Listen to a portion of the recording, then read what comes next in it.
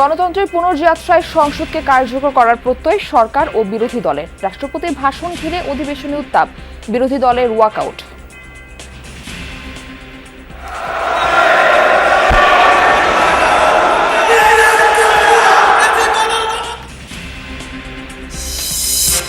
Khaleda Zia, Khamenei সহ বিশিষ্টজনদের মৃত্যুতে সংসদে শোক প্রস্তাব গৃহীত। অন্তর্বর্তী সরকারের জারি করা 133 অধ্যাদেশ উত্থাপন।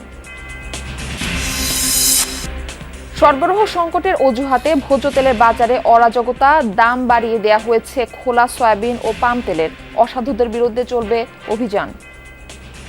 আমি এর আগে কিনছি হলো 197 টাকা, হ্যাঁ, আজকে এসে দেখলাম 205 টাকা। কৃত্রিম সংকট, এটা বা কোম্পানিরা করছে। যারা হোলসেলার বা মিডলম্যান, এখানে হয়তো কিছুটা সমস্যা থাকতে পারে। বাগেরহাটে বরযাত্রীবাহী মাইক্রোর সাথে বাসের মুখোমুখি সংঘর্ষে নিহত 14 জনের মরদেহ হস্তান্তর করা হয়েছে পরিবারকে। 4 জেলায় ঝরল আরও 8 প্রাণ।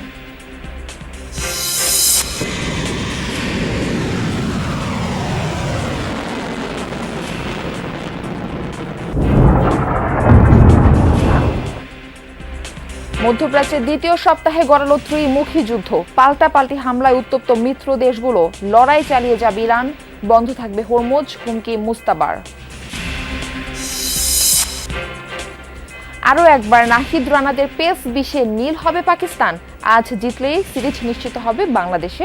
একাদশে পরিবর্তনের আভাস।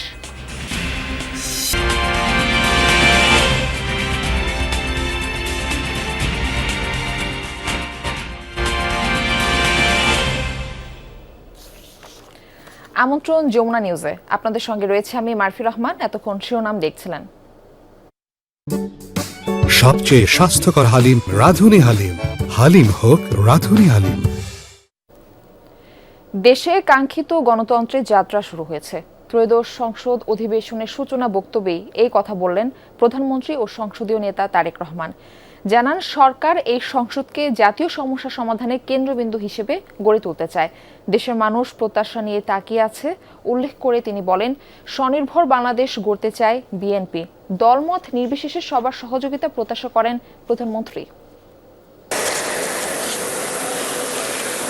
দীর্ঘ অপেক্ষা, সংগ্রাম আর ত্যাগের ফসল এই সংসদ। অধিবেশন কক্ষে সংসদ নেতা ও প্রধানমন্ত্রী তারেক রহমান। লুই আইকানের নান্দনিক এই স্থাপত্যে যেন গোটা দেশকে আগামীর পথে ডেকে নেয়ার প্রতীক্ষা। 12 ফেব্রুয়ারির নির্বাচনের মধ্য দিয়ে গঠিত ত্রয়োদশ জাতীয় সংসদের প্রথম অধিবেশন নবযাত্রার ইঙ্গিত। তারেক রহমানের কাঁধে নতুন ভার আর দায়িত্বের আনুষ্ঠানিকতা। নিজের বয়স সমান রাজনৈতিক অভিজ্ঞতা থাকলেও প্রথমবারের মতো সংসদ সদস্য এবং প্রধানমন্ত্রীও বটে তিনি, তাও এক কঠিন পরিবর্তিত পরিস্থিতিতে। সংসদ নেতা প্রধানমন্ত্রী তারেক রহমানের সূচনা বক্তব্যের মধ্য দিয়েই আনুষ্ঠানিক যাত্রা করল অধিবেশন। ত্রয়োদশ জাতীয় সংসদের এই যাত্রা লগ্নে দেশের স্বাধীনতা প্রিয় গণতান্ত্রিকামী বীর ছাত্র জনতাকে জানাই অভিনন্দন। বক্তব্যে তারেক রহমান স্মরণ করলেন 1971 থেকে শুরু করে 24-এর অভ্যুত্থান পর্যন্ত আন্দোলন সংগ্রামের শহীদদের। প্রহসনের রূপ দিয়ে জাতীয় সংসদকে হাস্যরসের খোরাকে পরিণত করা হয়েছিল। দেশে তাবিদারি শাসন শোষণ কায়েম করা হয়েছিল। দেশে আজ থেকে আবারও সেই কাঙ্ক্ষিত সংসদীয় গণতন্ত্রের যাত্রা শুরু হলো, আলহামদুলিল্লাহ। দেশের প্রতিটি নাগরিককে স্বনির্ভর করতে বিএনপি কাজ করবে বলেও জানান প্রধানমন্ত্রী। জাতীয় সংসদে দলের প্রতিনিধিত্ব করলেও প্রধানমন্ত্রী হিসাবে আমি এই জাতীয় সংসদে দেশের প্রতিনিধিত্ব করছি। আমাদের দল কিংবা মত কর্মসূচি ভিন্ন হতে পারে, কিন্তু তাবেদার মুক্ত, ফ্যাসিবাদ মুক্ত একটি স্বাধীন, সার্বভৌম, নিরাপদ, স্বনির্ভর বাংলাদেশ প্রতিষ্ঠায় আমাদের মধ্যে কোনো বিরোধ থাকতে পারে না। বিরোধ নেই। নতুন স্পিকার ও ডেপুটি স্পিকারের দায়িত্ব গ্রহণের পর তাদের শুভেচ্ছা জানিয়ে দেয়া বক্তব্যে প্রধানমন্ত্রী বলেন, এই সংসদ বাংলাদেশের জনগণের সংসদ। গত 1.5 দশকের বেশি সময় ধরে সকল গণতান্ত্রিক রাজনৈতিক অধিকার কেড়ে নিয়ে জনগণকে দুর্বল জনগোষ্ঠীতে পরিণত করা হয়েছিল। মহান জাতীয় সংসদকে মানুষের অধিকার লুণ্ঠনকারীদের ক্লাবে পরিণত করা হয়েছিল। বিগত 1.5 দশকে যারা নিজেদেরকে এমপি পরিচয় দিয়েছিল তারা কেউ জনগণের ভোটে নির্বাচিত ছিল না। বিরোধিতার জন্য বিরোধিতা নয়, বরং শানিত যুক্তিতর্কের মাধ্যমে আমরা এই সংসদকে প্রাণবন্ত করে তুলতে চাই। সংসদকে কার্যকর ও প্রাণবন্ত করে তুলতে স্পিকার, ডেপুটি স্পিকার ও বিরোধী দলের ভূমিকা গুরুত্বপূর্ণ বলেও মনে করেন সংসদ নেতা প্রধানমন্ত্রী তারেক রহমান। পরিচালনায় আমরা আপনাদের পক্ষে। আনুষ্ঠানিক যাত্রা শুরু হলো ত্রয়োদশ জাতীয় সংসদের, যার প্রথম অধিবেশনের দিনে বেশ ঐতিহাসিক এবং স্মরণীয় ঘটনার সাক্ষী হলো গোটা বাংলাদেশ। গণঅভ্যুত্থান পরবর্তী বাংলাদেশে এই জাতীয় সংসদই হবে উন্নয়ন আর অগ্রগতির কেন্দ্রবিন্দু, কিংবা রাজনীতি আর রাজনৈতিক চর্চার মূলে সেটাই প্রত্যাশা করছেন সাধারণ মানুষ। তাকিয়ে আছেন তাই রাজনীতিকদের দিকেই এবং আইন প্রণেতাদের দিকে। সাইফুদ্দিন রবিন, যমুনা নিউজ, ঢাকা। ত্রয়োদশ জাতীয় নির্বাচনে নিজেদের ইতিহাসের সেরা ফলাফল করে প্রথমবার জাতীয় সংসদে বিরোধী দলের আসনে জামায়াত ইসলামী। আর আগে কখনো সংসদ সদস্য নির্বাচিত না হওয়া জামায়াত আমিরও প্রথমবার হলেন বিরোধী দলীয় নেতা। তাই ঐতিহাসিক সংসদের প্রথম অধিবেশনে জুলাই অভ্যুত্থানের শহীদদের প্রতি কৃতজ্ঞতা জানিয়ে দিলেন জনগণের অধিকার রক্ষা ও ন্যায্যতা প্রতিষ্ঠার বার্তা। কোনো নির্দিষ্ট দলের না হয়ে স্পিকারের কাছে ন্যায্য বিচার পাবার আশা প্রকাশ করেন বিরোধী দলীয় নেতা।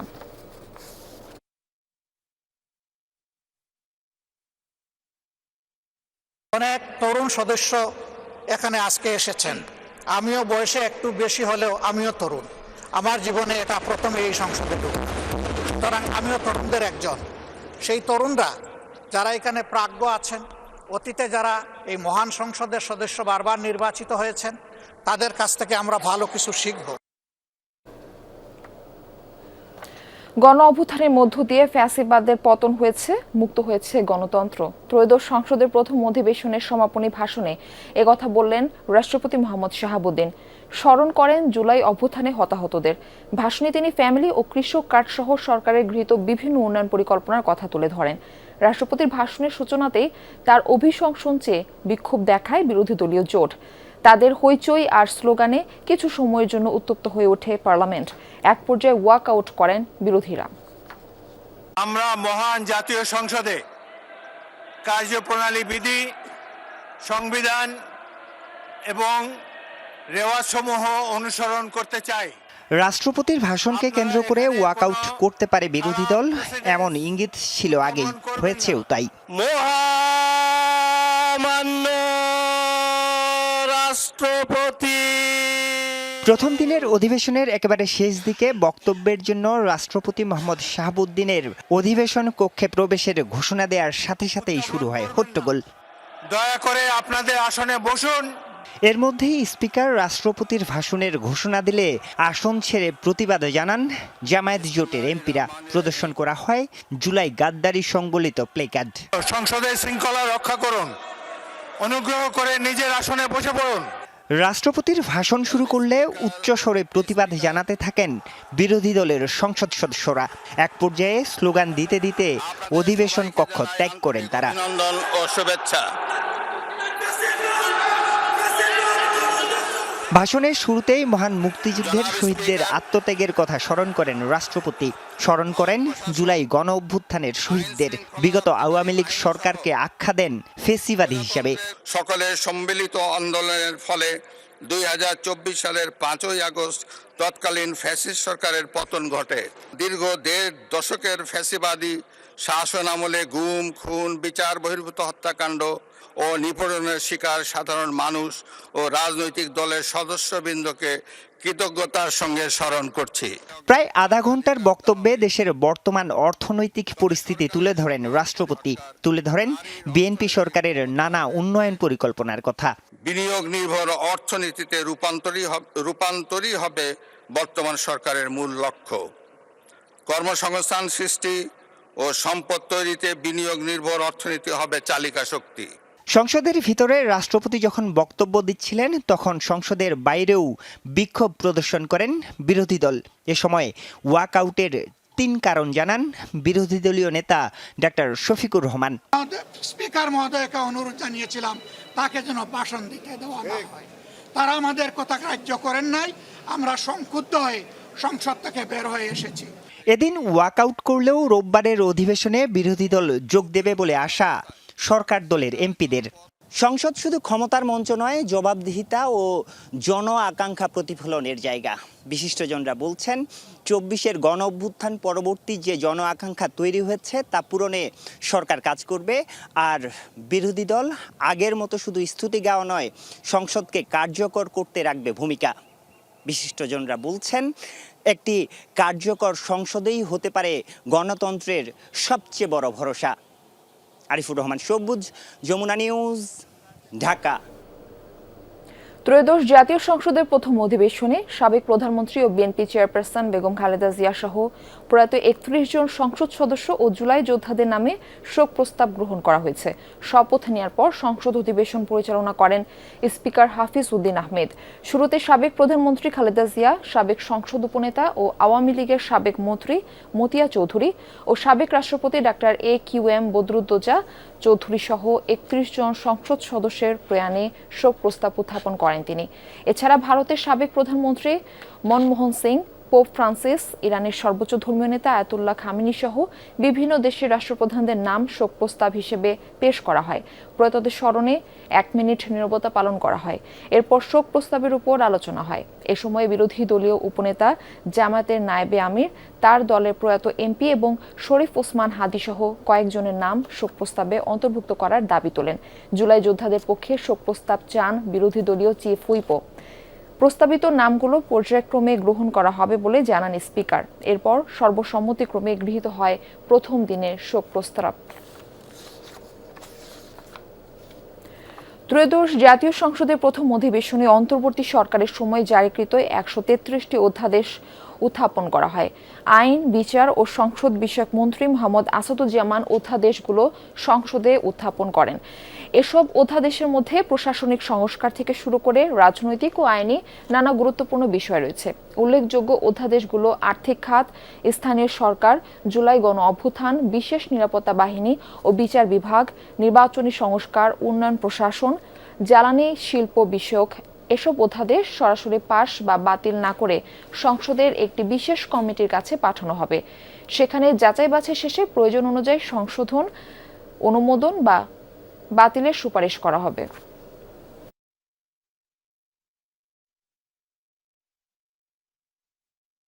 মহামান্য রাষ্ট্রপতি কর্তৃক জারিকৃত ১৩৩টি অধ্যাদেশ গণপ্রজাতন্ত্রী বাংলাদেশের সংবিধানের অনুচ্ছেদ ৯৩-এর দফা ২ ও ৪-এর বিধান অনুযায়ী এই মহান সংসদে উপস্থাপন করছি। বাজারে দেখা দিয়েছে বোতলজাত সয়াবিন তেলের সংকট। এই সুযোগে খোলা সয়াবিন তেলের কেজিও বিক্রি হচ্ছে ২১০ টাকা পর্যন্ত। সপ্তাহের ব্যবধানে যা বেড়েছে ১০ টাকা, আর সরকার নির্ধারিত মূল্যের তুলনায় যা প্রায় ৩০ টাকা বেশি। বিক্রেতারা বলছেন ডিলারদের কাছ থেকে পর্যাপ্ত সরবরাহ পাচ্ছেন না। অন্যদিকে প্রয়োজনের তুলনায় ক্রেতাদের অতিরিক্ত খরিদ চাপ বাড়াচ্ছে যোগানে। তবে ভোক্তা অধিকার বলছে বাজারে পর্যাপ্ত ভোজ্য তেল রয়েছে। অসাধু মহলের বিরুদ্ধে বাড়ানো হয়েছে অভিযান। বাজারে দুশ্চিন্তা বাড়াচ্ছে ভোজ্য তেল। একদিকে দেখা দিয়েছে বোতলজাত সয়াবিন তেলের সংকট, এই সুযোগে খোলা তেলও কেজি প্রতি বিকোচ্ছে ৩০ টাকা বেশিতে। চড়া পাম অয়েলের দরও, অথচ গেল ডিসেম্বরেই দাম বাড়িয়ে ভোজ্য তেলের দাম পুনর্নির্ধারণ করা হয়। আমি এর আগে কিনছিল ১৯৭ টাকা, হ্যাঁ, আজকে এসে দেখলাম ২০৫ টাকা। নিলাম আমার মাসে মনে করেন দুটা লাগিয়া যায়, ২-৩টা লাগিয়া যায়। খোলা সয়াবিন বিক্রি হওয়ার কথা ১৭৬ টাকা কেজিতে, কিন্তু বাজারে সেই দামে তেল মিলে কই। অন্যদিকে মুদি দোকানে বোতলজাত সয়াবিন তেলের দেখাও মেলা ভার। বিক্রেতারা বলছেন রমজানের শুরু থেকেই ডিলাররা চাহিদা অনুযায়ী বোতল সরবরাহ করছেন না। তবে ভোগান্তির প্রধান কারণ ক্রেতাদের প্যানিক বাইং, অর্থাৎ চাহিদার চেয়ে অতিরিক্ত তেল খরিদ। ১৫-২০ দিন যাবৎ কোনো তেল নাই বাজারে। আমরা কোম্পানির সাথে কোনো দেখাই পাইতেছি না। টাকা দিয়া বলতেছি মাল দেওয়ার জন্য, কেউই মাল দিতেছে না। কৃত্রিম সংকট, এটা কোম্পানিরা করছে। কোম্পানির সিন্ডিকেট, বাংলাদেশের আপনার যারা তেল বাজারে যারা আছে তারাই সিন্ডিকেট করে। ওই ২-১টা যদিও দেয়, ওরা দিলে ওই মশলা নিতে হবে, হ্যাঁ, এটার বিনিময়ে আরেকটা মাল নিতে হবে। আমরা তো এগুলো রেখে কাস্টমারের সাথে আমাদের সমস্যা। এদিকে ডিলারদের দাবি কোম্পানি পর্যায় থেকেই যোগান কমিয়ে দেওয়া হয়েছে। বাবুল ৩০ কার্টন, নাজিমিজান ৩০ কার্টন, এবার এরকম যে মানে দিছি, তো ১২০০ কার্টন মাল দিছি। এরপরেও যদি বলে তাহলে তার কিছু করার নেই। আর একটা কথা হচ্ছে যে বাইরে বলতে কীরকম, যেমন দেখেন আপনি আইসেন ১ কার্টন তেলের জন্য, আমি যদি আপনাকে না দিই আপনি তো বলবেন আমি তেল পাই না। সময় আর কি ভরা থাকে তেল, এখন মানে আজকে অনেকদিন আদি দিতেছে দিতেছে না আর কি। ওই দিন 5 দিন না 6 দিন আগে আসছিল। যদিও ভোক্তা অধিকারের মত ভিন্ন, মন্ত্রণালয় আর কোম্পানির সাথে বৈঠক শেষে তারা নিশ্চিত হয়েছেন বাজারে এই মুহূর্তে ভোজ্য তেলের কোনো সংকট নেই। কোম্পানি থেকে খোলা বাজারে সরবরাহের মাঝেই কৃত্রিম সংকট তৈরি করছে অসাধু মহল। সরবরাহ ও তাদের ক্ষেত্রে কোনো ঘাটতি নাই, যারা রিটেইলার তাদের ক্ষেত্রেও সমস্যা নাই। ইন বিটুইন আমার কাছে মনে হচ্ছে যে হয়তোবা যারা হোলসেলার বা মিডলম্যান এখানে হয়তো কিছুটা সমস্যা থাকতে পারে। স্বাভাবিক সময়ে মাসিক ভোজ্য তেলের চাহিদা 1.5 লাখ টন, রোজার মাসে বেড়ে দাঁড়ায় 2 লাখ টনে। হুমায়ুন রশিদ, যমুনা নিউজ, ঢাকা। ট্রেনে ঈদযাত্রার প্রথম দিনই ভোগান্তি ছাড়া ঘরে ফিরছেন যাত্রীরা। ভোর থেকে কমলাপুর রেল স্টেশন থেকে নির্ধারিত সময়ে ট্রেনগুলো ছাড়তে শুরু করে। ভোর 6টায় রাজশাহীর উদ্দেশ্যে ছেড়ে যায় আন্তনগর ধূমকেতু এক্সপ্রেস, সোয়া 6টায় কক্সবাজার অভিমুখী পর্যটন এক্সপ্রেস এবং ভোর 6:30টায় সিলেট অভিমুখী পারাবত এক্সপ্রেস ছেড়ে যায়। সূচি অনুযায়ী অন্যান্য ট্রেনগুলো ছেড়ে যাচ্ছে কমলাপুর থেকে। স্টেশন কর্তৃপক্ষ জানায় এখন পর্যন্ত কোনো শিডিউল বিপর্যয় নেই। টিকিট ছাড়া প্ল্যাটফর্মে কেউ ঢুকতে না পারায় নেই বাড়তি যাত্রী চাপ। নির্ধারিত সময়ে ট্রেন ছেড়ে যাওয়ায় খুশি যাত্রীরা। জানান অন্যান্য বারের তুলনায় এবার ঈদ যাত্রা শুরুটা সুন্দর হয়েছে। যাত্রীদের নিরাপত্তায় তৎপর আইন শৃঙ্খলা বাহিনীও। রেল কর্তৃপক্ষ জানায় ঈদ যাত্রার ফিরতি টিকিট বিক্রি শুরু হয়েছে আজ থেকে, চলবে 19 মার্চ পর্যন্ত। 10 দিন আগে টিকিট কাটতে হয় ট্রেনের, তো কোনো ভোগান্তি নেই আমাদের টিকিট কাটা নিয়ে। আসার সময় দেখলাম সুশৃঙ্খল নিরাপত্তা দেওয়া হচ্ছে, যেখানে মানুষ ঢুকতে কোনো ভোগান্তি হচ্ছে না। যাদের টিকিট নেই তাদেরকে ঢুকতে দেওয়া হচ্ছে না, টিকিট চেক করে ঢোকাচ্ছে। আমরা ঈদের ছুটিতে বাড়ি যাচ্ছি, ট্রেনেতে করে অনেক যেতে ভাল লাগে। ট্রেনে বাড়ি যাচ্ছি ঈদ করতে দাদা বাড়ি। যাত্রা শুরু করলে বোঝা যাবে কেমন, কিন্তু প্রতিবারই ট্রেনে যাতায়াত করি। ঈদ যাত্রাটা এই বছর আসলে খুবই সুন্দর এবং শৃঙ্খলভাবে করা হয়েছে। এ বিষয়ে আরো খবর জানাতে কমলাপুর রেল স্টেশনে রয়েছেন সহকর্মী এম এ আজিজ। আমরা সরাসরি যুক্ত হচ্ছি তার সাথে। আজিজ, বেশ কিছু ট্রেন তো এরই মধ্যে ছেড়ে গেছে, ঘরমুখ মানুষের উচ্ছ্বাস কেমন দেখছেন? ফিরতি ঈদযাত্রার টিকিট কাটার বিষয়টি স্পষ্ট করবেন। ধন্যবাদ মারফি। ঈদযাত্রার প্রথম দিনে সকাল 6টা থেকেই এখন 8টা পর্যন্ত কমলাপুর রেল স্টেশন থেকে 8টি ট্রেন, 8টি আন্তনগর ট্রেন দেশের বিভিন্ন গন্তব্যে ছেড়ে গেছে। এখন আবার ডান পাশে যে ট্রেনটি দাঁড়িয়ে আছে এটি ছেড়ে যাবে লালমনিরহাটে। বুড়িমারি এক্সপ্রেসটি সকাল 8:30টায় এই কমলাপুর রেল স্টেশন থেকে ছেড়ে যাওয়ার কথা রয়েছে। এর আগে সকাল 6টায় কমলাপুর রেল স্টেশন থেকে ছেড়ে গেছে ধূমকেতু এক্সপ্রেস, কক্সবাজারের উদ্দেশ্যে ছেড়ে গেছে পর্যটক এক্সপ্রেস। এর পাশাপাশি 6:30টায় পারাবত এক্সপ্রেস ছেড়ে গেছে নীলসাগর এক্সপ্রেস। এর পাশাপাশি চট্টগ্রামের উদ্দেশ্যে ছেড়ে গেছে সোনার বাংলা, 11 সিন্ধু প্রভাতীয় ছেড়ে গেছে। এখান থেকে তিস্তা এক্সপ্রেস ছেড়ে গেছে সকাল 7:30টায়। 7:45 ছেড়ে গেছে মহানগর প্রভাতী এক্সপ্রেস। তো মারফি, যে বিষয়টা আমি বলছিলাম যে প্রত্যেকটা ট্রেনই তাদের যে নির্ধারিত সময়, সেই নির্ধারিত সময়ে এই কমলাপুর রেল স্টেশন থেকে ছেড়ে যাচ্ছে। যাত্রীদের সঙ্গে আমরা কথা বলেছি, এই প্রত্যেক যাত্রী আমাদেরকে জানিয়েছেন যে তাদের সেরকম কোনো ভোগান্তি বা বিড়ম্বনায় এই কমলাপুর রেল স্টেশনে পড়তে হচ্ছে না। তারা আসছেন, ট্রেনগুলো দাঁড়িয়ে আছে প্ল্যাটফর্মে, তারা উঠছেন এবং নির্ধারিত সময়ে ট্রেনগুলো ছেড়ে যাচ্ছে। এর পাশাপাশি কমলাপুর রেল স্টেশন ঘিরে আইন শৃঙ্খলা বাহিনীর ব্যাপক উপস্থিতি আমরা দেখেছি। কর্তৃপক্ষ আমাদেরকে জানিয়েছে যাত্রীদের নিরাপত্তায় এবং টিকিটবিহীন কোনো যাত্রী যেন কমলাপুর রেল স্টেশনে প্রবেশ করতে না পারে, সেজন্য বাড়তি নিরাপত্তা এবং সর্বোপরি টিকিট যেটি সেগুলো চেক করার বিষয়ে বাড়তি জনবল এখানে মোতায়েন করা হয়েছে। তো মারফি, আমি দেখাচ্ছিলাম যে এই কমলাপুর রেল স্টেশন থেকে ঠিক 8:30টায় ছেড়ে যাওয়ার কথা রয়েছে এই বুড়িমারি এক্সপ্রেসটি। ধন্যবাদ আপনাকে। ঈদের আগে ফর্সা হতে চান? রাতে ক্রিম ব্যবহার করে সকালেই ফর্সা। রীতিমতো গ্যারান্টি দিয়ে ত্বক ফর্সা করার বিজ্ঞাপন ফেসবুক জুড়ে। দাবি করা হচ্ছে তাদের ক্রিম ব্যবহার করলে জন্মগত কালো দাগও মুছে যাবে 1 নিমিষে। এসব প্রসাধনীর কোনোটা নকল, কোনোটা অনুমোদনহীন। ল্যাব পরীক্ষায় ক্ষতিকর ভারী ধাতু মার্কারি মিলেছে 24,000 গুণ পর্যন্ত। ফলে ফর্সা হতে গিয়ে উল্টো ত্বক নষ্ট হচ্ছে অসংখ্য মানুষের। অনলাইনে প্রসাধনী বিক্রির এই বেপরোয়া বাজার নিয়ন্ত্রণে মাথা ব্যথা নেই কারো। হাসান মিসবার রিপোর্ট।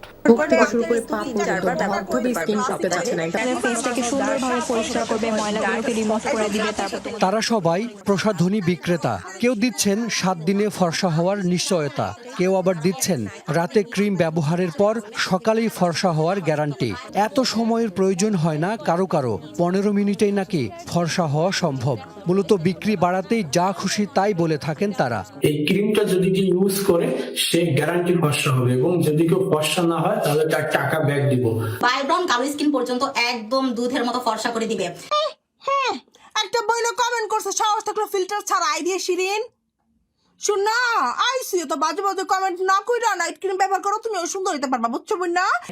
রাতে আপনি একটা ইমাজিনারি লুকে নিয়ে আসবেন, মানে যেটা দেখলে সবাই মনে করবে ওহ মাই গড এরকম ত্বক তো আমি স্বপ্নে দেখি। মান্নাত বিউটি শপ যেন আরো এক ধাপ এগিয়ে। তারা দিচ্ছে রং ফর্সা হওয়ার মানি ব্যাগ গ্যারান্টি কার্ড। যদি কাজ না হয় তাহলে আপনারা মানি ব্যাগ গ্যারান্টি পাবেন। রাজধানীর ইস্টার্ন মল্লিকায় তাদের শোরুমে গেলে জানানো হয় ক্রিমগুলো তুরস্ক, চীন ও কোরিয়া থেকে আমদানি করা। তবে মোড়কের গায়ে লেখা নেই কোম্পানির নাম, দোকানি দেখাতে পারেননি আমদানির কোনো কাগজ। লাগেজের মাধ্যমে আসে, আমরা ওইভাবেই করি। এটা যে টার্কি থেকে এসছে, এখানে আপনারা গ্যারান্টি দিচ্ছেন এটা মাখলে 100% ফর্সা হবে, এইটা কোন কোম্পানি বানিয়েছে একটু দেখান তো। কোম্পানির কোনো নাম লেখা নাই। ক্রেতাদের কাছে রং ফর্সা করার গ্যারান্টি দিয়ে এই ক্রিম বিক্রি করা হলেও দোকানের কর্মচারীদের কেউই তা ব্যবহার করেন না। আমি ব্যবহার করছি না, অন্য কেউ তো ব্যবহার করছে, মার্কেটের মেয়েরা ব্যবহার করছে। আমার সেনসিটিভ স্কিন, এই জন্য।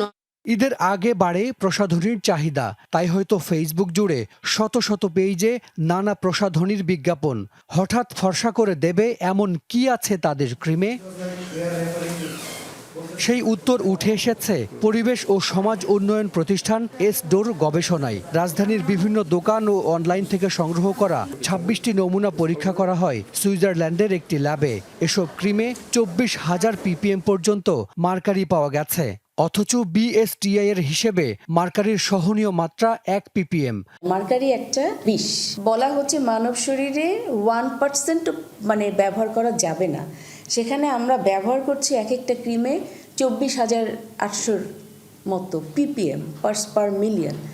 তাহলে কি আমরা ইমাজিন করতে পারি যে কি পরিমাণ বার্নিং জিনিস আমরা তৈরি করে দিচ্ছি, মুখের মধ্যে দিচ্ছি? মার্কারি ও স্টেরয়েড যুক্ত ক্রিম ত্বকের উপরের স্তর পুড়ে ফেলে, সামনে আসে ভেতরের নতুন ত্বক এবং ফর্সা দেখায়। যে ক্রিমে ক্ষতিকর এসব উপাদান যত বেশি থাকে সেই ক্রিম তত দ্রুত ফর্সা করে। এছাড়া মার্কারি ত্বকের ভেতরে মেলানিন তৈরি হতে দেয় না। এই মেলানিনের প্রভাবেই মানুষের রং সাদা বা কালো হয়। মূলত এসব কারণেই ত্বক সাময়িকভাবে সাদা দেখায়। তিনি ইসরাত জাহান এসেছেন ঢাকা মেডিকেলে। ক্রিম ব্যবহার করে পুড়ে গেছে মুখের ত্বক। তার মতো এমন অনেক নারী প্রতিদিন চিকিৎসা নিতে আসেন এই হাসপাতালে। মোস্ট অফ দ্য টাইম আমার ফেসটা ঢেকে রাখা লাগতেছে, মানে আমি একটা বিব্রতকর পরিস্থিতির ভিতরে পড়ে যাচ্ছি। যেই দেখতেছে আমাকে জিজ্ঞেস করতেছে যে ফেস এরকম হয়েছে কিভাবে। তো এটা হচ্ছে যে আসলে আমার জন্য সামাজিকভাবে হচ্ছে যে কষ্টদায়ক। তবে আলিশার গল্প আরও করুন। অনলাইন থেকে কেনা ক্রিমে সর্বনাশ হয়েছে তার। মুখে ব্রণের একটি দাগ সরাতে কিনেছিলেন ক্রিম, সেই দাগ তো যায়নি, উল্টো পুড়ে গেছে মুখের ত্বক। এরপর অনেক চিকিৎসা আর অর্থ ব্যয় হলেও সারেনি ক্ষত।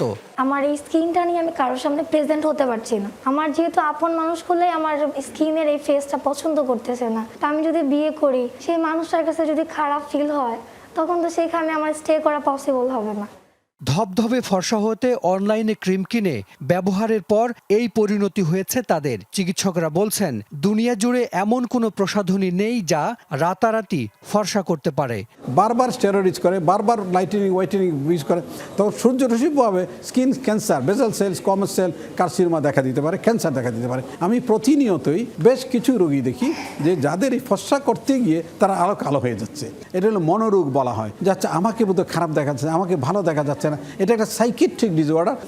বর্তমানে কসমেটিক্স পণ্য তদারকির দায়িত্ব বিএসটিআই থেকে ঔষধ প্রশাসন অধিদপ্তরের কাছে গেলেও এ নিয়ে নেই কোনো কার্যক্রম। আইনের সাথে সংশ্লিষ্ট বিধি যেটা করা প্রয়োজন হয়, রুলস, এইটার একটা খসড়া করে মন্ত্রণালয়ে আমরা অনুমোদনের জন্য পাঠিয়েছি। এইটা আমাদের অনুমোদন হয়ে হাতে আসলে আমরা হয়তো আইনি প্রয়োগ যেটা আপনি বলছেন এইগুলো আমরা কাজ করতে পারবো। অনুমোদনহীন এসব প্রসাধনীর দাম বিদেশি পণ্যের চেয়েও বেশি। চড়া মুনাফা ও জবাবদিহিতা না থাকায় ফেসবুকে একটা পেজ খুলেই যে কেউ শুরু করছেন ব্যবসা। হাসান মিসবাহ, যমুনা নিউজ, ঢাকা। বাগেরহাটের রামপালে ভয়াবহ সড়ক দুর্ঘটনায় নিহত 14 জনের মরদেহ বাড়িতে নেওয়া হয়েছে। আপনজনদের নিহর দেহ বাড়িতে পৌঁছালে কান্নায় ভেঙে পড়েন স্বজনরা। শোকের ছায়া এলাকা জুড়েই। এর আগে পরিবারের আবেদনের প্রেক্ষিতে ময়নাতদন্ত ছাড়াই খুলনা মেডিকেল কলেজ হাসপাতাল থেকে গত রাত 1:30টার দিকে 10 জনের মরদেহ পরিবারের কাছে হস্তান্তর করা হয়। এ সময় উপস্থিত ছিলেন নৌবাহিনীর সদস্যরা। এছাড়া রামপাল উপজেলা স্বাস্থ্য কমপ্লেক্স থেকে 4 জনের মরদেহ স্বজনদের কাছে হস্তান্তর করা হয়। বৃহস্পতিবার বিকেলে বাগেরহাটের রামপালের বাবুবাড়ি এলাকায় বাসের সাথে সংঘর্ষ হয় বরযাত্রীবাহী মাইক্রোবাসের। বরকনে সহ নিহত হন পরিবারের 14 জন। খুলনা মেডিকেলে চিকিৎসাধীন একজনের অবস্থাও গুরুতর। দর্শক, এই বিষয়ে আপনাদের আরো বিস্তারিত জানাতে চাই। বাগেরহাটের মোংলা থেকে আমাদের সঙ্গে যুক্ত হচ্ছেন সহকর্মী ইয়ামিন আলী। ইয়ামিন, নিহতদের জানাজা ও দাফন কখন হবে, আর স্বজন এলাকাবাসী এই বিষয়ে কি বলছেন? আমি যদি এক কথা বলি, এখানে আসলে শোকের মতন চলছে, গোটা এলাকা জুড়ে একটা শোকাবহ অবস্থা চলছে।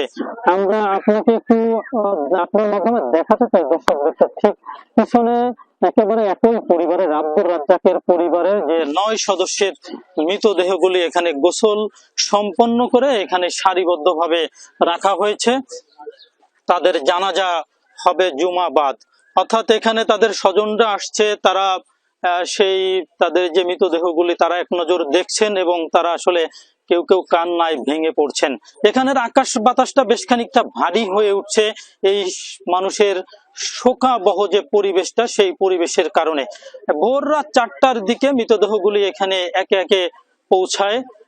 এখানে একজন এই পরিবারের জীবিত রয়েছে, তার বড় ছেলে। এই ছেলের কাঁধেই আসলে এই পরিবারের 9 জনের এই যে বিশাল লাশের বোঝা, সেটি আসলে তার শোকে তিনি আসলে কাতর, তিনি আসলে বাকরুদ্ধ হয়েছেন। বাকরুদ্ধ হয়ে আছে এই অঞ্চলের অনেক মানুষ। কারণ হলো যে আব্দুর রাজ্জাক একজন সদালাপী সাধারণ মানুষের সাথে তিনি মিশুক ছিলেন, তিনি বিএনপির এই ওয়ার্ডের সভাপতি ছিলেন। আর একটি বিষয় হলো মারফি, আপনার মাধ্যমে জানাতে চাই যে আসলে তিনি বধূ বেশে আসতেছিলেন শ্বশুর বাড়ি, কিন্তু তিনি কাছাকাছি এসেছিলেন, ওই উপজেলায় এসেছিলেন, কিন্তু তার বাড়িতে আসা হয়নি। তিনি সেখান থেকে ফিরে গিয়েছেন, তার হাতের মেহেদি আর কিন্তু শুকায়নি। কারণ হলো যে আপনি জানেন যে সপরিবারেই তারা নিহত হয়েছেন এবং এখানে শুধুমাত্র বরের যে ইমিডিয়েট বড় ভাই, তার ওয়াইফ এখন মৃত্যুর সঙ্গে পাঞ্জা লড়ছে, আইসিইউতে আছেন তিনি খুলনা মেডিকেলে। বাকি এই পরিবারের যে 9 সদস্য তারা আসলে নাফিরার দেশে চলে গেছে। এই অঞ্চলের মানুষ অপেক্ষা করছে তাদের কখন জানাজা হবে, সেই জানাজা শেষে এখানের পৌরসভার যে কবরস্থান আছে সেখানে দাফন করা হবে। মারফি, এ ছিল মংলা থেকে আমার কাছে এখানকার সর্বশেষ তথ্য। ইয়ামিন, খুবই হৃদয় বিদারক একটি ঘটনা। আপনাকে ধন্যবাদ আমাদের সঙ্গে যুক্ত হওয়ার জন্য। সাপ্তাহিক ছুটির আগের দিন সড়ক দুর্ঘটনায় 4 জেলায় প্রাণ গেছে 8 জনের। বৃহস্পতিবার যশোর, মানিকগঞ্জ, মাদারীপুর এবং সিরাজগঞ্জ এসব দুর্ঘটনা ঘটে। যশোরের বাঘারপাড়ায় ঢাকা মাগুরা মহাসড়কে দ্রুতগামী পরিবহনের সঙ্গে ইঞ্জিন চালিত ভ্যানের মুখোমুখি সংঘর্ষে 2 জন নিহত এবং 1 জন গুরুতর আহত হয়েছে। উপজেলার ভাটার আমতলা এলাকায় এই মর্মান্তিক দুর্ঘটনা ঘটে। এছাড়া মানিকগঞ্জের শিবালয়ের বরঙ্গাইল এলাকায় একটি বাস আর একটি ট্রাককে ওভারটেক করতে গিয়ে মোটরসাইকেলকে চাপা দেয়। এতে ঘটনাস্থলে স্বামী মোনাইম খান ও হাসপাতালে নেয়ার পর স্ত্রী জ্যোৎস্না আক্তারের মৃত্যু হয়। এদিকে মাদারীপুরে ট্রাকের সঙ্গে মোটরসাইকেলের মুখোমুখি সংঘর্ষে 2 মোটরসাইকেল আরোহী নিহত হয়েছে। সদর উপজেলার মাদারীপুর সদর শিবচর আঞ্চলিক সড়কে এই দুর্ঘটনা ঘটে। এছাড়া সিরাজগঞ্জের উল্লাপাড়ায় ট্রেনের ধাক্কায় 2 যুবকের মৃত্যু হয়েছে। পদ্মা সেতু চালুর পর থেকেই পাল্টেছে দক্ষিণ পশ্চিমাঞ্চলের গুরুত্বপূর্ণ দৌলতদিয়া ঘাটের চিত্র। এখন আর আগের মতো যাত্রী ও যানবাহনের লম্বা সারি থাকে না ঘাটে। তবে স্বাভাবিক সময়ের তুলনায় ঈদের আগে ও পরে কিছুটা চাপ বাড়ে। এবার ঘরমুখো মানুষের যাত্রা যেন নির্বিঘ্ন হয়, সেই লক্ষ্যে নানা প্রস্তুতি নিয়েছে ঘাট কর্তৃপক্ষ। বছর 4 আগেও ঈদে ঘরমুখো মানুষের চাপে সরগরম থাকত দৌলতদিয়া ঘাট। যানবাহনের দীর্ঘ সারি, চালক ও হকারদের হাঁকডাক ছিল চিরাচরিত দৃশ্য। তবে সবই বদলে গেছে পদ্মা সেতু চালু হওয়ার পর। আগে ঈদের মৌসুমে দৈনিক দৌলতদিয়া প্রান্ত থেকে প্রায় 7,000 যানবাহন পদ্মা পারাপার হতো। বর্তমানে সেই সংখ্যা নেমে এসেছে 2,000-এরও নিচে। কমেছে যানজট, যাত্রী ভোগান্তি। লঞ্চ থেকে নেমে গাড়ি পাচ্ছে, কোনো সমস্যা নাই। অনেক দুর্ভোগ কমছে, পদ্মা সেতু হওয়ার পর অন্তত দুর্ভোগ কমছে দৌলতদিয়া মানুষের জন্য। পদ্মা সেতু হওয়ার পর থেকে এখন সরাসরি আসে, আগের মতো জাম হয় না। এবার বেশি গাড়ি রাখবো যাতে ঘাটে কোনো রকম কোনো বিশৃঙ্খলা না হয়। ঘরমুখ মানুষের পারাপার করতে আমরা সক্ষম হব এবং আমাদের লঞ্চ যতগুলো লঞ্চগুলো চলবে সবগুলো লঞ্চগুলি আমাদের ফিটনেস আছে। বাড়ি ফেরা মানুষের যাত্রা নির্বিঘ্ন করতে এবার ঈদের আগে ও পরে জরুরি পচনশীল পণ্যবাহী ট্রাক বাদে ফেরি দিয়ে সব ধরনের ট্রাক পারাপার বন্ধ থাকবে। সেই সাথে দালাল, যাত্রী হয়রানি, অতিরিক্ত ভাড়া আদায় বন্ধে বিভিন্ন পয়েন্টে সক্রিয় থাকবে আইন শৃঙ্খলা বাহিনী। যারাই আসবেন আমাদের বহরে থাকা 16টি ফেরি এবং দৌলতদিয়া প্রান্তিকে শটল থাকা 3টি ঘাটের মাধ্যমে আমরা সকলকে নিরাপদে স্বাচ্ছন্দ্যে পারাপার করতে সক্ষম হব। মোবাইল কোর্ট পরিচালনা করব, এর মাধ্যমে আমরা আমাদের নিরাপত্তাটুকু যাত্রী সাধারণ যারা আসেন তারা যাতে নিরাপদে তাদের বাড়ি ফেরাটা স্বস্তিদায়ক এবং আরামদায়ক করতে পারি, আমরা সেজন্য সহযোগিতা করব। এছাড়াও ঘাট এলাকায় সড়কে আলোকসজ্জা, যাত্রীদের জন্য সুপেয় পানি ও টয়লেটের ব্যবস্থা করা হবে বলে জানিয়েছে সংশ্লিষ্টরা। শামস তাবরিজ উচ্ছ্বাস, যমুনা নিউজ। কুমিল্লার সেমাই যাচ্ছে ভারত সহ মধ্যপ্রাচ্যে। বিসিক শিল্পনগরীতে তৈরি হচ্ছে এই খাদ্যপণ্য। কর্তৃপক্ষ বলছে দেশের অন্যান্য বিসিক এলাকার জন্য এটি হতে পারে অনুপ্রেরণা। আর উদ্যোক্তারা বলছেন নিরবিচ্ছিন্ন বিদ্যুৎ, গ্যাস আর সরকারি সহায়তা পেলে ভবিষ্যতে আরও বাড়বে রপ্তানি, তৈরি হবে নতুন নতুন কর্মসংস্থান। ঈদ সামনে রেখে কুমিল্লা বিসিক শিল্পনগরীতে সেমাই তৈরির পর চলছে প্যাকেটজাতের কাজ। এরপরে স্থানীয় চাহিদা পূরণের পাশাপাশি বিদেশেও রপ্তানি করা হবে খাদ্য তালিকার অন্যতম এই অনুষঙ্গ। ঈদের আগে সময় তো খুবই ব্যস্ততায় কাটাচ্ছি, আর বাজারে যে অনেক অনেক মাল বিক্রি হয়। বাজার পরে যে একবার ওকে হয় এটারে প্রসেসিং করে প্যাকেটিং করে আর কি। প্রথমে মেশিনে তৈরির পর রোদে শুকানো হয় দেশি লম্বা সেমাই। এরপর মেশিনে ভেজে মান নিয়ন্ত্রণ শেষে প্যাকেজিং করা হয়। কয়েকটি ধাপের মধ্য দিয়ে শেষ হয় প্রক্রিয়া। চাহিদা রয়েছে লাচ্চা সেমাইয়েরও। ঈদের আগে অন্তত 2 মাস চলে এমন কর্মযজ্ঞ। সময় অনেক ভালো, আমরা অনেক লক্ষ্য করি, চেষ্টা করি মানুষের ভালো সময়ের জন্য। চট্টগ্রাম যায়, এবার মনে করেন চাঁপাইনবাবগঞ্জ যায়, রাজশাহী যায়। 100% গুণগত মান আমরা বজায় রাখি। যেমন শুধু পানি ছাড়া, আটা এবং পানি ছাড়া আমরা দ্বিতীয় কোনো কিছুই ব্যবহার করি না। কুমিল্লা বিসিক শিল্পনগরীর কয়েকটি কারখানায় বছর জুড়ে তৈরি হয় নানা রকমের সেমাই। আধুনিক যন্ত্রপাতি ও স্বাস্থ্যসম্মত পরিবেশে তৈরি এসব সেমাই রমজান ও ঈদে রপ্তানি হয় ভারত সহ মধ্যপ্রাচ্যের বিভিন্ন দেশে, যাকে বিসিকের তৈরিকৃত প্রথম রপ্তানি পণ্য হিসেবে দেখছে কর্তৃপক্ষ। ইন্ডিয়া এবং মধ্যপ্রাচ্যের 3টি দেশে ইতোমধ্যে রপ্তানি কার্যক্রম পরিচালনা করছে এবং তাদের বাজারটাকে বৃদ্ধি করার জন্য তারা আরও বাজার খুঁজতেছে। সরকারি সহায়তা পেলে ভবিষ্যতে আরও বাড়বে রপ্তানি, তৈরি হবে নতুন নতুন কর্মসংস্থান, প্রত্যাশা উদ্যোক্তাদের। খোকন চৌধুরী, যমুনা নিউজ, কুমিল্লা। কেবল শিল্প খাতে যারা বিনিয়োগ করেছেন তাদের সুরক্ষা দেওয়া সরকারের দায়িত্ব। এই শিল্পের সুরক্ষায় সরকার সব পদক্ষেপ নেবে, এমনটাই প্রতিশ্রুতি দিয়েছেন তথ্যমন্ত্রী জহির উদ্দিন স্বপন। বলেন এই শিল্পের সমস্যা নিয়ে সবার সাথে আলোচনা করে ব্যবস্থা নেওয়া হবে। কোয়াব নেতারা বলেন সম্প্রচার নীতিমালা অনুযায়ী যারা লাইসেন্স ছাড়া কেবল টিভি সম্প্রচার করছে তাদের বিরুদ্ধে আইনি ব্যবস্থা নিতে হবে। রাজধানীর লেডিস ক্লাবে ইফতার মাহফিলের আয়োজন করে কেবল অপারেটরস অ্যাসোসিয়েশনস অব বাংলাদেশ, কোয়াব। এতে প্রধান অতিথি হিসেবে যোগ দেন তথ্যমন্ত্রী জহির উদ্দিন স্বপন। কোয়াব নেতারা বলেন ওটিপি প্ল্যাটফর্ম ব্যবহার করে অবৈধভাবে সম্প্রচার কার্যক্রম চালাচ্ছে কেউ কেউ। লাইসেন্স ছাড়া, লাইসেন্সবিহীন কেউ এই যে কেবল টিভি সম্প্রচার করতে পারে না। কিন্তু আজকে আমরা দেখতে পাচ্ছি যে পুঁজিবাদের কাছে আমরা পুঁজিবাদের কাছে জিম্মি হয়ে গেছি। আমরা ডিজিটালাইজেশন বাস্তবায়ন করলে আমরা কেবল অপারেটর যেভাবে সিকিউর হবো, আমাদের সাথে সম্পৃক্ত বাংলাদেশি দেশীয় যে বেসরকারি চ্যানেলগুলো আছে, দেশীয় চ্যানেলগুলো আছে, তাদেরও স্বার্থ সংরক্ষণ হবে। প্রধান অতিথির বক্তব্যে তথ্যমন্ত্রী বলেন এই খাতে যারা বিনিয়োগ করেছেন তাদের সুরক্ষা দেওয়ার দায়িত্ব সরকারের। কোয়াবের সাথে আলোচনা করে এই খাতকে এগিয়ে নিতে সরকার কাজ করবে বলে জানান মন্ত্রী। আমি শুধু এতটুকু প্রতিশ্রুতি ঘোষণা করতে চাই যে কোনো ধরনের ব্যবসায়ী উদ্যোগকে সুরক্ষা দেওয়াই হবে আমাদের সরকারের কাজ।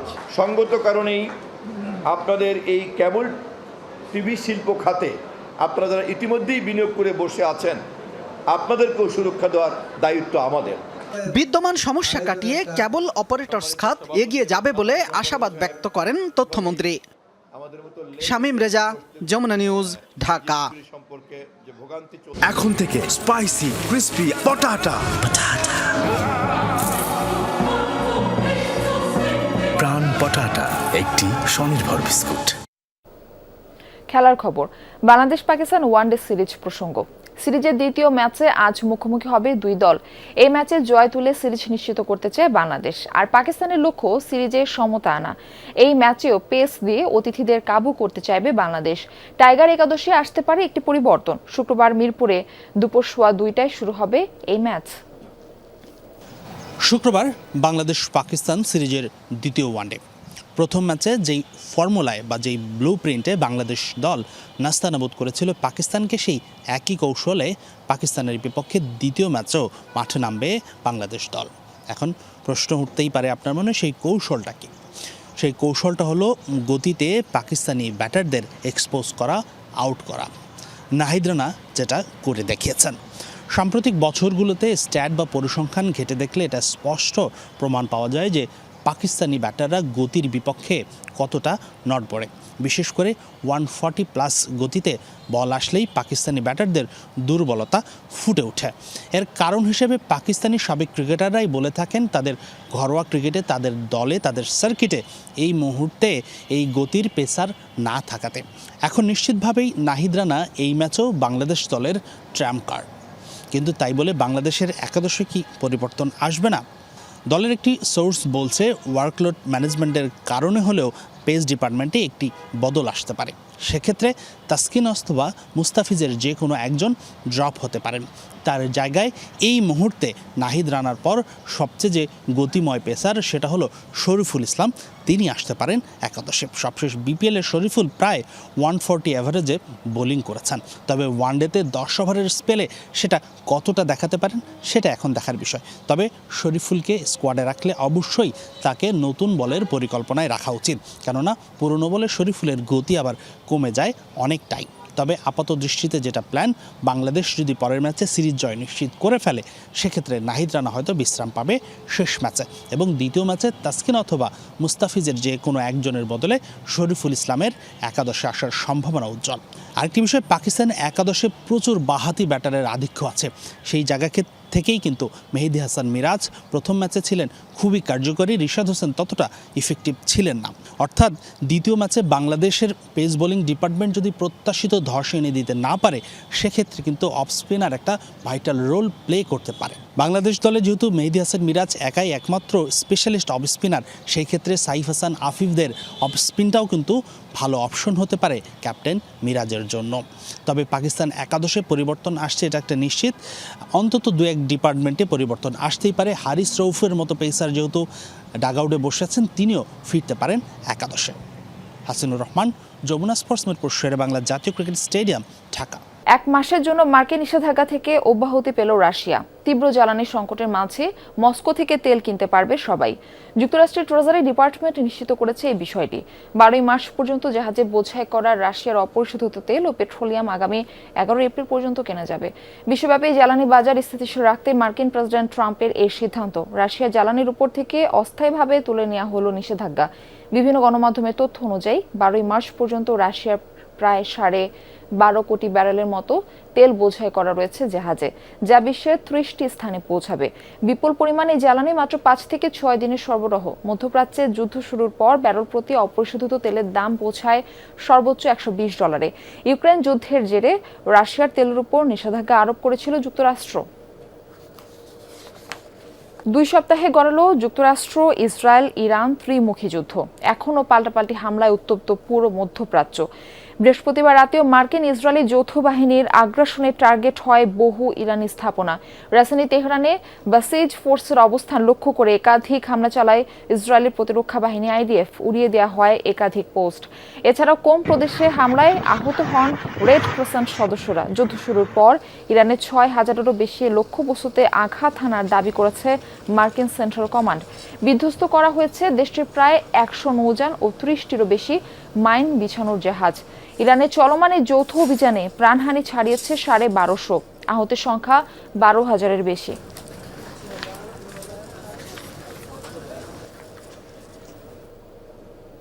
মধ্যপ্রাচ্যে ইসরায়েল ও মার্কিন মিত্রদের লক্ষ্য করে হামলা অব্যাহত রেখেছে ইরান। বৃহস্পতিবার অপারেশন ট্রু প্রমিস 4 এর আওতায় 43 দফায় ক্ষেপণাস্ত্র হামলা চালায় রেভলিউশনারি গার্ড IRGC। টার্গেট করা হয় ইসরায়েলি রাজধানী সহ বেশ কিছু শহর। মধ্য ইসরায়েলে আঘাত হানে একটি ইরানি ক্ষেপণাস্ত্র। আংশিক ক্ষতিগ্রস্ত হয় কয়েকটি আবাসিক স্থাপনা, তবে কোনো প্রাণহানি ঘটেনি। এদিন বাহরাইনের সবচেয়ে বড় হামলা চালায় IRGC। ক্ষেপণাস্ত্র ড্রোন দিয়ে টার্গেট করা হয় যুক্তরাষ্ট্রের 5ম নৌবহর। এছাড়া সৌদি আরবে 38টি ড্রোন ভূপাতিত করা হয়। ইরাকে যৌথ ঘাঁটিতে চালানো হামলায় এক ফরাসি সেনা নিহত সহ আহত হন 6 জন। সংযুক্ত আরব আমিরাতে ধ্বংস করা হয় 10টি ব্যালিস্টিক মিসাইল ও 26টি ড্রোন। কাতারে 2 ব্যালিস্টিক, একটি ক্রুজ মিসাইল সহ বেশ কয়েকটি ড্রোন ও প্রতিহত করা হয়। এছাড়াও হামলা চালানো হয় কুয়েতেও। ইরানের সর্বোচ্চ নেতা নির্বাচিত হওয়ার পর প্রথমবার বিবৃতি দিলেন আয়াতুল্লাহ মুজতাবা খামেনি। বৃহস্পতিবার রাষ্ট্রীয় টেলিভিশনে সম্প্রচারিত হয় তার বক্তব্য।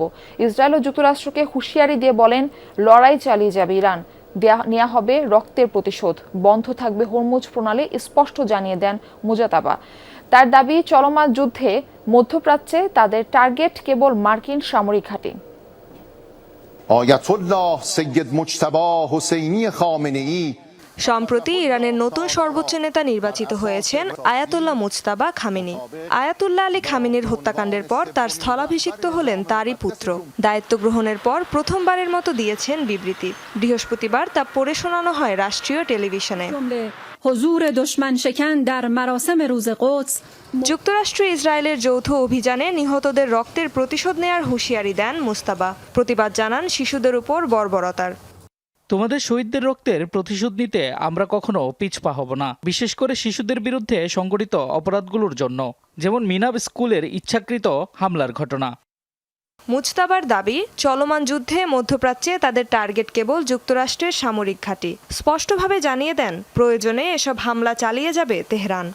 আমরা আগে স্পষ্টভাবে সতর্ক করেছিলাম, আঞ্চলিক দেশগুলোর বিরুদ্ধে কোনো আগ্রাসন না চালিয়ে প্রতিবেশীদের সাথে বন্ধুত্বপূর্ণ সম্পর্ক বজায় রাখার নীতিতে অটল আছি। কেবল মার্কিন সামরিক ঘাঁটিগুলোকেই টার্গেট করেছি আমরা। প্রয়োজন হলে এই পদক্ষেপ চালিয়ে যেতে বাধ্য হব।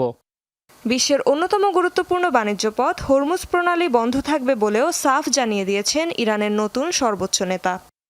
হরমুজ প্রণালী নিশ্চিতভাবেই বন্ধ রাখা হবে, আর যুদ্ধ অব্যাহত থাকলে কৌশলগত স্বার্থ মাথায় রেখে শত্রুর দুর্বল জায়গাগুলোতে নতুন করে আঘাত হানার বিষয়টি বিবেচনা করব আমরা।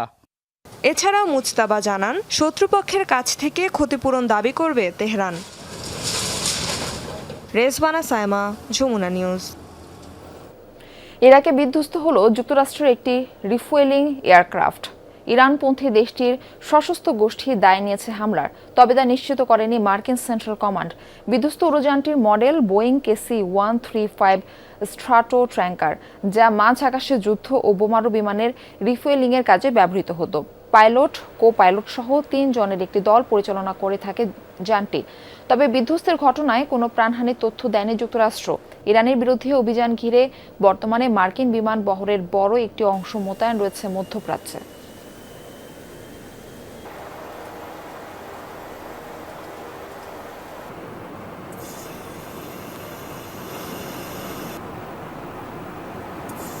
এই ছিল যমুনা নিউজে। এতক্ষণ সাথে থাকার জন্য ধন্যবাদ সবাইকে।